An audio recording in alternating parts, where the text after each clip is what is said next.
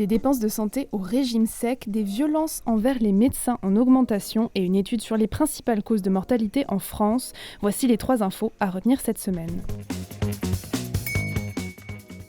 Le gouvernement a présenté jeudi 10 octobre en Conseil des ministres son projet de loi de financement de la sécurité sociale. Le texte vise un déficit de la Sécu ramené à 16 milliards d'euros en 2025 contre 18 milliards d'euros en 2024. L'assurance maladie, qui représente la principale cause du creusement de ce déficit, est appelée à ralentir de 4 à 5 milliards d'euros ses dépenses. Pour ce faire, le gouvernement envisage notamment de réduire sa part dans le remboursement des consultations médicales, amenant forcément les complémentaires santé à le faire davantage. Le projet prévoit aussi de baisser le plafond d'indemnisation des arrêts maladie ou encore d'engager de nouvelles négociations avec les représentants des radiologues et des laboratoires d'analyse médicale pour faire baisser les tarifs de l'imagerie médicale et des analyses biologiques. Plus de 1500 cas de violence contre les médecins ont été recensés en 2023. Ce sont les chiffres de l'Observatoire de la sécurité des médecins publiés par le Conseil national de l'ordre des médecins. Insultes, menaces, coups, les violences et agressions commises à l'encontre des médecins ont augmenté de 27% par rapport à 2022,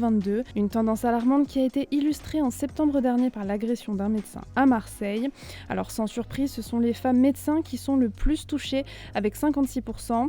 Dans la plupart des cas, ce sont des violences commises par le patient lui-même avec en première ligne les médecins généralistes. Face à cette hausse, le Conseil national de l'ordre des médecins a appelé les pouvoirs publics à renforcer la protection des soignants, tandis que les médecins sont vivement encouragés à signaler tout incident. Les cancers demeurent la première cause de mortalité chez les Français en 2022. Ils représentent un quart des décès en France, selon une étude menée conjointement par l'adresse, l'INSERM et Santé publique France. Les maladies cardio-neurovasculaires arrivent en deuxième position et concernent des personnes plus âgées. C'est la première cause de décès chez les 85 ans et plus. L'année a également été marquée par une hausse du nombre de décès par maladies respiratoires hors Covid.